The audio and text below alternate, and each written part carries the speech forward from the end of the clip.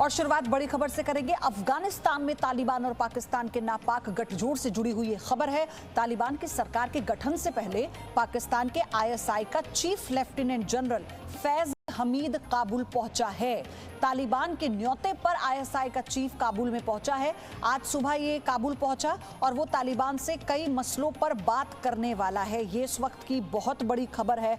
ISI का chief Kabul पहुंचता है। जनरल फैज हमीद काबुल पहुंचा और तालिबान के न्योते पर आईएसआई का चीफ काबुल पहुंचा है और अब वो तालिबान से कई मामलों पर बात भी करने वाला है। तो ये इस वक्त की बहुत बड़ी खबर, जहां एक तरफ अफगानिस्तान में नई सरकार तालिबान बनाने जा रहा है और ऐसे में ये बड़ी जानकारी है कि तालिबान की सरकार के गठन से पहले पाकिस्तान के आईएसआई का chief lieutenant general Faiz Hamid Kabul पहुंचा है। तालिबान के न्योते पर आईएसआई का चीफ काबुल में मौजूद है।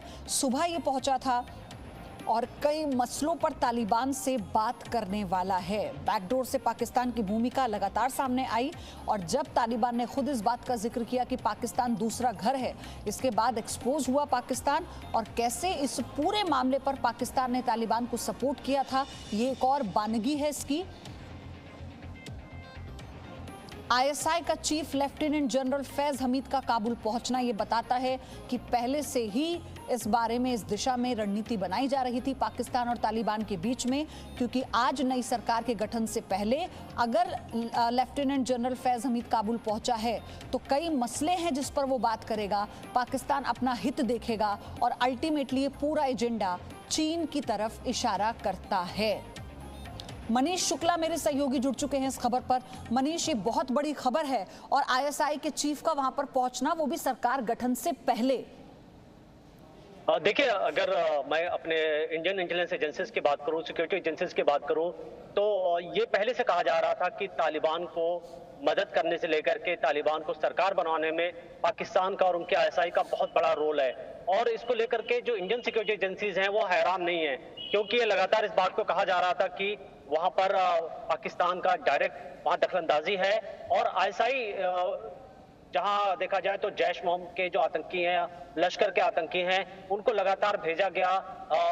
आईएसआई ने कोऑर्डिनेट किया। कई जगह ये भी बात हुई कि जो लश्कर और जैश के कैंप हैं वो पाकिस्तान से अफगानिस्तान शिफ्ट कराए गए और ये डायरेक्ट एक एविडेंस है कि किस तरीके से आईएसआई इन्वॉल्व है।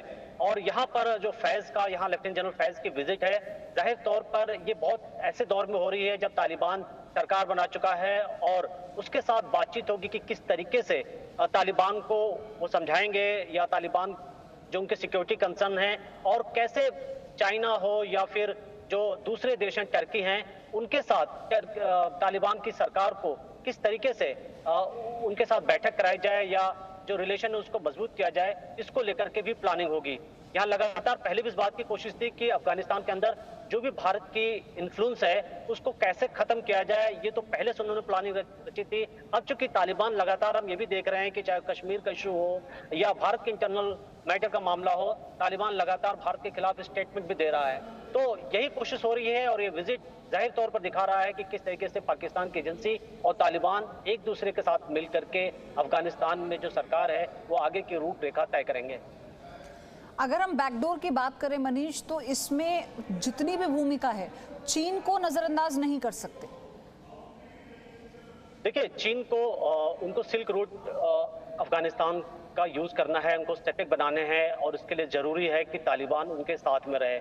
और चूंकि तालिबान में काफी कंट्रोल आईएसआई का है तो जाहिर तौर पर चाइना ये कोशिश करेगा कि आईएसआई के थ्रू तालिबान को राजी किया जाए, ज्यादा से ज्यादा इन्वेस्टमेंट हो, क्योंकि चीन को डर है कि अगर उन्होंने अफगानिस्तान में इन्वेस्टमेंट कर भी दिया और उनको अगर सेफ्टी नहीं मिली, अगर तालिबान के अटैक हुए या आईएसआई के अटैक हुए या बाकी हक्कानी या अलकायदा जैसे जो टेरर ग्रुप हैं, उन्होंने अगर इस तरीके का अटैक लॉन्च किया तो चीन के इन्वेस्टमेंट के या चीन के फ्यूचर पर काफी एक तरीके से खतरा होगा, उनके लिए बड़ी दिक्कत होगी। और इसी वजह से चाहे टर्की हो, देखिए टर्की को भी आप इग्नोर मत करिए, टर्की और चाइना काफी हद तक इंटरेस्टेड हैं, रशिया भी है, लेकिन कहीं ना कहीं चीन का ज्यादा इन्फ्लुएंस है। तो यही कोशिश करेंगे कि इनकी चले, चूंकि अमेरिका जा चुका है, अमेरिका का जो भी प्रभाव है या यूरोपियन देश का प्रभाव है उससे तालिबान से कहा जाए कि वो दूर रहे, और चाइना के गोदी में जिस तरह पाकिस्तान बैठा है उसी तरीके से तालिबान को बैठाया जाएगा। मनीष, आप भी देखिए ना, आतंकी संगठनों की सरकार होगी, हम क्यों कह रहे हैं? अलकायदा हो, आईएसआईएस हो, या फिर और जो आतंकी संगठन हैं उनके जो प्रमुख लीडर्स हैं उनका मूवमेंट तालिबान में देखा गया, वो लोग माफ कीजिएगा अफगानिस्तान में देखा गया, और वो वहां पर खुले में लोगों से बातचीत कर रहे थे। तो फिर ये कितना बड़ा खतरा है?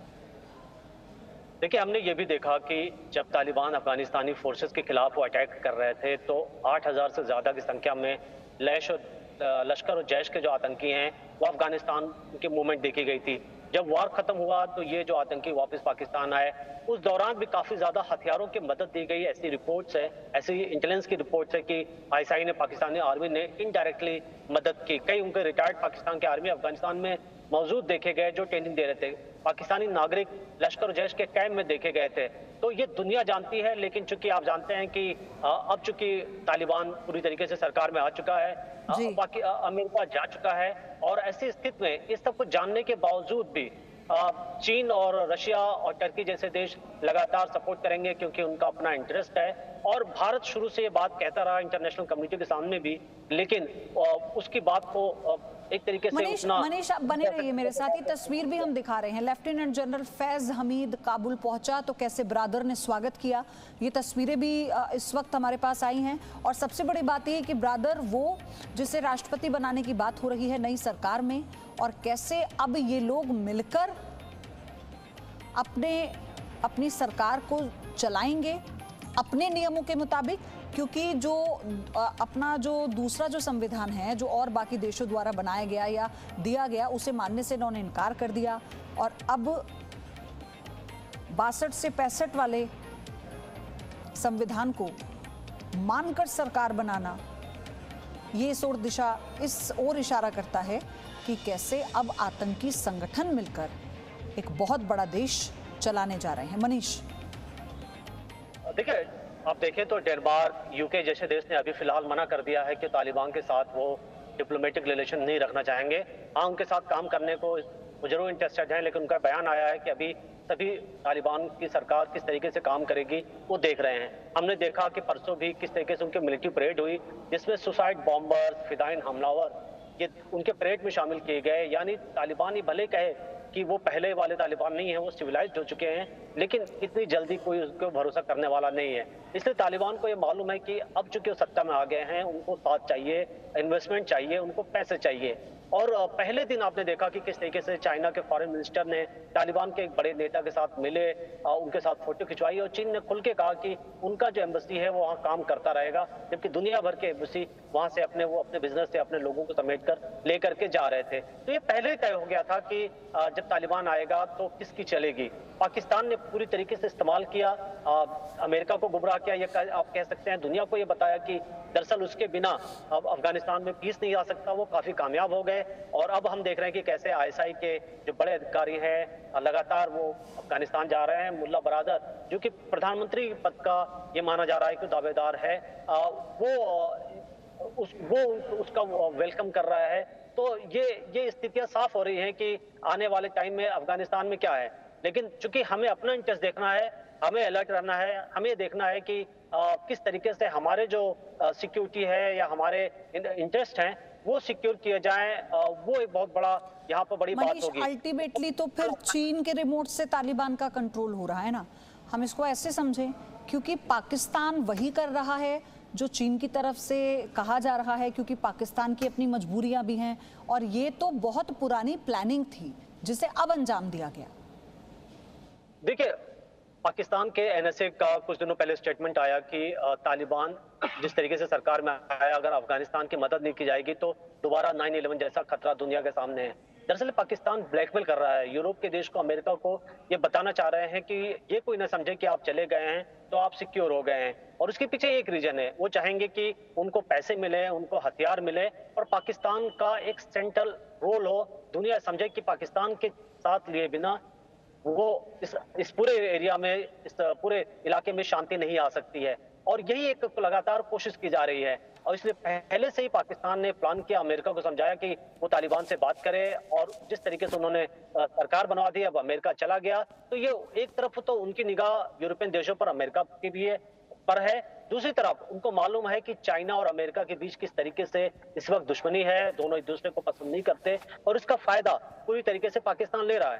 पाकिस्तान की जो आईएसआई की विजिट है, ये जाहिर तौर पर किस तरीके से सिक्योरिटी की जाए, कैसे चाइना, रशिया जैसे जो देश हैं अफगानिस्तान में इन्वेस्टमेंट करें, उसके लिए तालिबान क्या करे वो इंस्ट्रक्ट करेंगे। जाहिर तौर पर आपने सही शब्द यूज किया, जो रिमोट कंट्रोल है वो पाकिस्तान के पास में है, और यही बात समझाने गया है इस वक्त, अगर हम बात करें पाकिस्तान की या उनके आईएसआई की, कि वो एक तरीके से रूपरेखा तय करने वाले हैं, वो बताएंगे तालिबान को कि वो जो कहें अब वैसे तालिबान को करना है। इसलिए आपने देखा कि कश्मीर को बयान दिलाया गया, जबकि 2-3 दिन पहले तक तो तालिबान बहुत सॉफ्ट टाउन का स्टेटमेंट आ रहा था कि भारत के साथ वो दोस्ती करना चाहेंगे और उनको जरूरत है कि भारत यहाँ पर रहे, और ठीक उसके बाद तालिबान के स्पोक्समैन ने किस तरीके की बातें की, तो ये दिखा रहा है कि आप तालिबान पर अभी यकीन नहीं कर सकते, तालिबान को और अभी कुछ दिन देखने की हमें जरूरत है। बिल्कुल वेट एंड वॉच की जरूरत है, और ये सब एक्सपोज हो रहे हैं मनीष, धीरे धीरे सब एक्सपोज हो रहे हैं। वो तमाम आतंकी संगठन जिनके चीफ का आना, उनकी विजिट अफगानिस्तान में सरकार गठन से पहले, आप ये तस्वीर देख लीजिए, ये तस्वीर बहुत महत्वपूर्ण तस्वीर है आज की। सरकार के गठन से पहले आईएसआई के चीफ का पहुंचना और ब्रदर का रिसीव करना, ये बॉडी लैंग्वेज बताती है कि प्लानिंग कितनी बड़ी थी। धन्यवाद मनीष आपका, और जानकारी लेंगे आगे। Presenting B News app, available on Google Play and App Store. Download it now.